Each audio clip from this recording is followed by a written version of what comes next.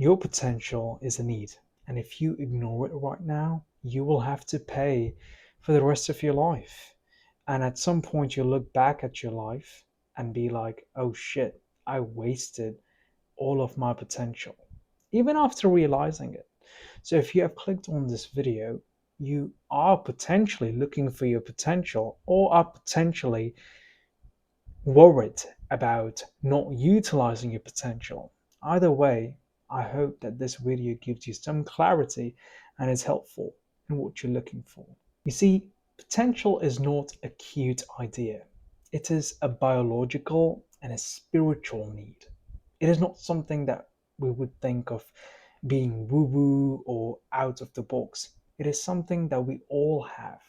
You have it, I have it, we all have it inherently, or something that could be gained or developed. Either way, we all have some form of potential. Now, you have Abraham Maslow, who said that capacities are also needs. Who is Maslow, by the way? Well, he is a psychologist and a founder of humanistic psychology, which is positive thinking, motivation, and inspiration, which focused on making people to thrive, to grow, to find meaning in life, to be creative, and to ultimately aim towards self-actualization, something that is greater than your survival needs, right? So if you don't use what you're capable of, you won't just feel uninspired. You are actually going to rot. And by rot is what I mean is you would be hindering, you would be lost, you would be feeling uncertain and just dying inside. And you don't want to live that kind of a life. And if you notice in today's society, a lot of people have food, shelter, some form of socialization. So they're pretty secure compared to, let's say, back in the day when the wars were happening or when we were cavemen or kings or queens period, right? In this modern age that we are in, people have a lot of things available to them. However, yet a lot of people feel depressed. A lot of people feel meaningless. A lot of people enter the existential crisis loop. Why? That's because people aren't depressed because life is hard. They're depressed because they're not becoming who they know that they could be. That is, they're not living up to their greatest potential. Now, yes, granted that life is hard for many of us, considering the economy, considering the political situation, especially if you're Gen Z, or if you're a single mother, or if you're a father who has to pay a lot of loans. I get that there are many other factors that could make our lives harder. But if you just take a moment, take a step back, and look at your life in general, if you have all your basic needs met, and if you have your shelter, your food, all of that met, and yet you're feeling depressed, that is because you're not tapping into your potential. You're not living up to your highest ideals. But this is where let's go into the definition. What is capacity or what is potential? Well, a capacity is what you're capable of building, enduring, creating, or leading, whereas potential is an unused power that is sitting inside of you, like a pressure cooker that is closed, but there is no room for it to blow up. It's just pressure that is closed within you in a bottle, and it's wanting to get out, but it's unable to get out because you can't really channel it. There is no outlet to it. That's potential.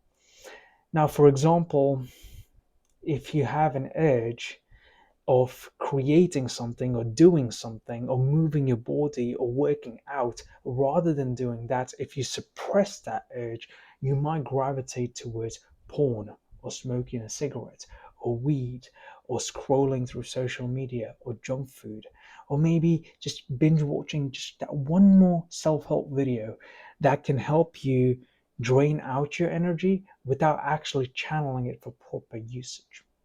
An example comes into my mind. For example, you have Conor McGregor. a great mixed martial artist, an inspiration for billions or millions of people.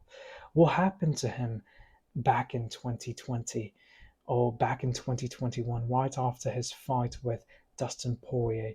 He he went down this rabbit hole of endless, mindless consumption, gratification, money, fame, pleasures. And that's not a bad thing. But what I'm trying to explain here is that when McGregor was a phenomenal fighter, his focus and energy was solely invested on the art of mixed martial arts. He was focused on diet, movement, workouts. He even said it himself that partying kills the soul, something of that sort. But fast forward in 2021 or in 2022, his mindset or career took a drastic turn. Granted, a lot of people say that he has earned the money, he has earned the pleasures and the businesses, so he doesn't need to worry about his life. He deserves enjoying it. And there's nothing wrong with that. But because that energy, that Rajasic energy, Rajasic here means something that is of high intensity, craving, conquering mentality. If that type of an energy is present in the person, and if they're unable to channel it properly through exercise, meditation, breath work, or things as such, it sort of goes in a wrong direction and leaves the person ungrounded. And that's what we see with McGregor when it comes to him in the past few years. He was unable to channel his energy. But I just use that as a common example as he's a well known figure and we have seen two different sides of his. But coming back to you, it is something similar to which where if you are unable to utilize your potential, it can eat you up in ways that you never knew that it will. And now let's look at the price of unused potential, right? Maslow stated that unused capacities become disease centers, basically psychological decay, right? Imagine you prepare a fresh food, but you don't eat it and you keep it away. It's not even refrigerated, it is somewhere at the corner of your home. At some point, that food decays with bacteria, fungus, all of that, and you can't eat it anymore. It's utter shit. In that similar way, if you have potential within you and you fail to utilize it, it decays and it causes distress to your body and your mind because in your subconscious, you know that you must be doing something, but you don't take action and it's causing panic within you. And in order for you to numb that, that's where you go into doom scrolling. That's where you distract yourself because you're unable to harness that potential that you have that is lying within you. This is where we might see a guy who calls himself spiritual, but he can't keep his promises. He is not grounded. He is not clear. He is not pure. There are shadow aspects of him that he has not integrated, but he always openly talks about spirituality or shadow practices. You might have another guy who watches 10 hours of self improvement content every single day, but can't even sit to do 30 minutes of work, can't even sit to plan out or discipline himself for even 5 minutes in a day.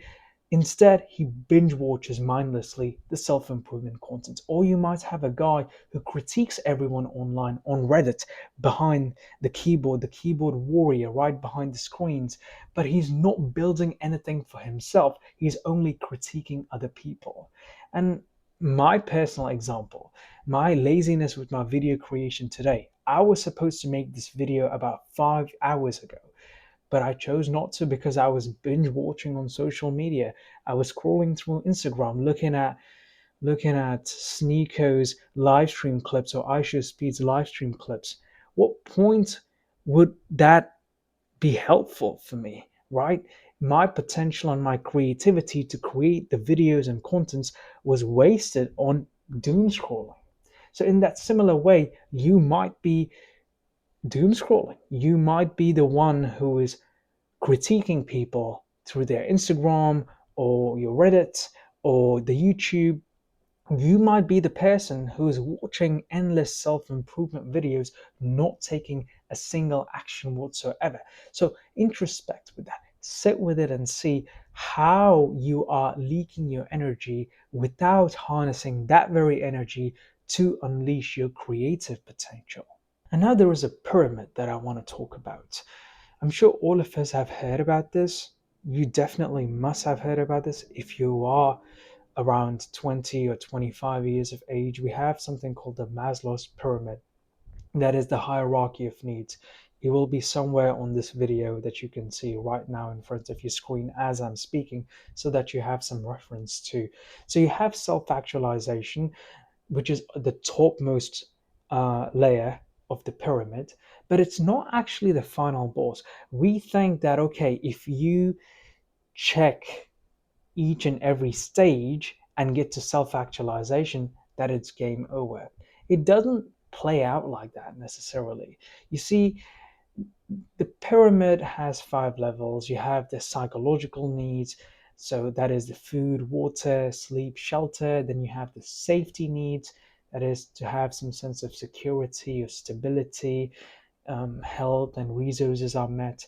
Then you have love and belongings, friendships, sex, intimacy, community, all of that. Then you have esteem, that is self respect, recognition or status in the society, some meaning or fame or recognition of, hey, I am doing this work, I am with this way, I am capable of these type of things. That's how society perceives you, right? Then you have in the end self-actualization, becoming of what you're capable of. That is through growth, through purpose or fulfillment. And in my personal opinion, it is important to have self-actualization as a goal rather than going through every single stage as a checkbox. Because if you choose to engage in romantic relationships or friendships without purpose or a good value system, if you choose to do a work in society or choose to do a full time job that does not align with your purpose or value or mission, it is going to leave your life pretty dry or empty. So maybe the psychological needs, sorry, the physiological needs and the safety needs are important, and they may not necessarily need value system or purpose, but definitely when it comes to love and belonging and esteem, it is important to have self-actualization. But I would also say that when it comes to your physiological needs or safety needs, it is good to have recollection of where your life is headed. Again, going back to life purpose, going back to value systems, so that every single day when you wake up or when you go to sleep, you would have better sleep because you know what you're working towards, you know where your potential is, you know how you are channeling your energy. Even when you're taking a shower, even when you're eating food, you're making that food with love, you're making that food with optimism, you're eating healthy because you're driven towards something higher within yourself or something higher than yourself, right? So it does make life more interesting, more exciting. So that's where I would say, although self actualization in the pyramid model is in the topmost layer, I would say bring that into all the other layers that we go through on a daily basis so that we have a solid why behind our actions, even if they could be the smallest thing in the world. It does make it much more impactful and meaningful. And this is where you would see that athletes just don't train because it is healthy, they train because they would hate themselves if they did not. Why? Because they know that they're capable. If you're a sprinter, you know that you're capable of sprinting or being the best sprinter that you can be. So you don't just go on those long runs or short runs or the drills just because you want to be healthy. No, you do that because something within you is screaming at you and telling you that, hey, I am a good runner. I am capable of this. I want to pour my time and effort into this craft of becoming a better runner. In the same way, people would much rather lose sleep than lose their destiny, especially if you're looking at big time CEOs or if you're looking at, again, athletes or inventors or artists or content creators for that matter, if you see any of these greats, I'm not saying that they go many days without sleep. Of course, they do sleep, but there will definitely be some nights where they might have to sacrifice their sleep for training, for creating content, for practicing. Why? Because they absolutely love their craft and they don't want to go through the mundane patterns of life. They want to unshackle away from it and completely dedicate themselves to the craft that they're passionate about. So, in that sense, too, they're not worried about losing sleep. They're actually excited because they get to do the work, they get to channel their potential that they know deep in their hearts that they're capable of, that they love, that they enjoy. And that's something you would have to cultivate.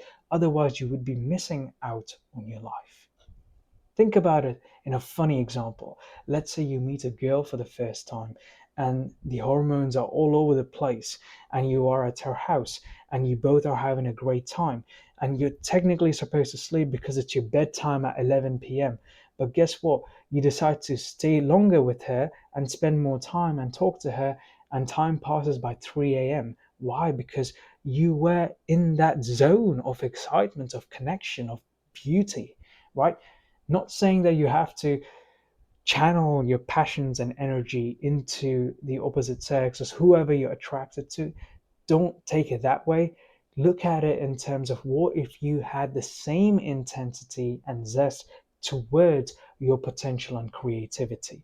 And then you have a night that you pull an all nighter, but the next day you might be relatively happier because you were able to channel that into something productive that you deeply cared about. But this is where I would again emphasize on being careful about the spiritual or self-help sedation along with the comfort worship that you might have. People oftentimes oftentimes confuse peace with numbness, right? You want to relax, you had a long day, you come home from work, and you just want to breathe, man. I get it. It's hard. But guess what you do? You pick up your phone and you start doom scrolling. And in a way, it does numb your brain. It does help you get the mind off the pressures that you might have earlier in the day. But you decide to doom scroll and you scroll, and guess what? 1 hour has passed. And what you felt was peace or numbness at that moment ends up biting you back, right? And that's not really helpful. You have some people who say that they're detached, that they're calculated, that they don't want drama in their lives. But in actuality, a lot of these people might be avoiding responsibilities, might be avoiding relationships, might be avoiding certain joys or obligations in their life, and they're utilizing the word detachment as a bypass or an escape that prevents them from actually immersing themselves into that experience or responsibility. Then you might have some people who call it manifestation, but they say that they're trying to manifest this or that, but it basically becomes an entitlement without any effort, without any accountability. So, why am I saying all of this? It's because if you allow yourself into not taking responsibility and logically convincing your own mind into thinking that you are worth it or you're doing the right thing, you are essentially spiritually weakening your mind. You're becoming slower, you're becoming poorer, and you're just utilizing a coping mechanism which becomes a self destructive cycle. Now, you might watch people like Jordan Peterson or Andrew Tate or Joe Rogan or whoever, who self-improvement guy, or you might watch Osho or Sadhguru, the spiritual people, and you may be thinking, "Oh, I'm watching these people, and they seem inspiring for me, or they seem bullshitting for me." Whatever your perspective on these figures are, you end up watching them because you want to feel like you are able to be better than them, or you're learning from them. But either way, you may not be taking any action because you just watch them for self gratification and end up not taking action. So, in that way, you're not really protecting your energy, or you're not really investing your time wisely. You're just hiding from life, you're just escaping, you're just utilizing the watching or consumption as an excuse to convince your mind that you're doing something, but you're actually really not. So, this is where your real enemies could be fear, imposter syndrome, perfectionism, laziness, procrastination, distraction, or addiction. Now, this is why you have to understand you don't defeat these things by just understanding them or rationalizing them. You defeat them by actually acting while they're present. So when you feel that resistance, when you feel that distraction, take action. You might have the fear of perfection come in and tell you that no, it has to be perfect. Only then you can take the step. But trust me, you will never be perfect. Even for this video, I'm actually feeling like I'm not doing a great job. But I need to keep telling myself, it's okay, Jay, keep going because you have decided to shoot this video. Do not stop. Let it go. Let it go. Let it go. And in that way, if you're able to utilize and channel your potential, that could be the best cure that is out there that beats the depression or addiction or procrastination, because you are able to be in the present moment of creation, and you would like what you create if you know that you are able to utilize your potential in that form of creation, which in my case is speaking, connecting ideas, connecting with you, helping people. But now let's see how unused potential becomes an addiction. I already have addressed it when it came to the McGregor example. But yes, when energy has nowhere to go, it leaks into coping mechanism. The body demands expression. It can't really create if you are consuming a lot. So then, rather than moving or exercising, if you are deciding to doom scroll or watch some random TV show or movie, your body is not creating, it is just sitting there and consuming. And it just gets stuck. It's like someone has hypnotized you and you're stuck without taking action. This is where you might now recognize that you watch porn not because you have lustful tendencies or you have sexual interests. You watch porn because you feel fatigued at the end of the day, and instead of being creative with the limited time that you have, you just want to shut off your brain. So you end up watching a video, jacking off, and it's game over. The day is done, you go back to sleep. Or you decide to doom scroll on a TikTok binge or an Instagram binge, and you're not really resting. You're just avoiding, you're trying to fill the void. 2 hours are gone by, maybe it's 12 or 1 in the morning, you have to wake up at 6 a.m. and you're done for. You're like, whatever. I don't want to create because I have exhausted myself successfully doom scrolling. Or you might be gossiping about other people, complaining about other people, or criticizing other people instead of taking responsibility or that very time into investing in your creative ventures. This is what unfulfilled people do in order to feel alive. They are living lives, but they're not actually living up to their potential. They're not actually fully living lives. They're just living in a false reality, which I'm sure I have been guilty of, and maybe, just maybe, you are also guilty of, and that's why you're watching this video right now. But this is where I would ask you a question. Can you respect yourself if you keep avoiding it? Would it be nice to fulfill your potential? And can you live with yourself if you don't live up to your potential? These are some questions you have to contemplate on, especially in the world of AI, given that a lot of things are easily done, easily taken care of, and especially if we look into the next 5 to 15 years, I don't know how fast AI is going to be growing, but looking at its trajectory right now, it's going to replace a lot of things. And if it does help us get to our basic survival needs quickly, if it does finish our task on a day-to-day basis quickly, that would mean that you will have ample amounts of time and energy given at your hands. And that's where I would ask the question, what would you be doing then? Would you be doom scrolling then? Would you be watching porn then? Would you be eating junk food then? Would you be watching TV shows and movies then? To how long are you going to be in that hedonic treadmill till you actually are like, wait, fuck this shit, I'm going to start something new? This is where I will tell you, you can survive, you can function, but you'll hate yourself quietly if you choose not to create or tap into your potential. And that resentment will slowly leak into your friendships, your relationships, every single thing that you might be doing in your life, because you're not filled with juice or zest or happiness or contentment, as your soul is run dry. So, if you feel like you are a gifted communicator, don't be silent.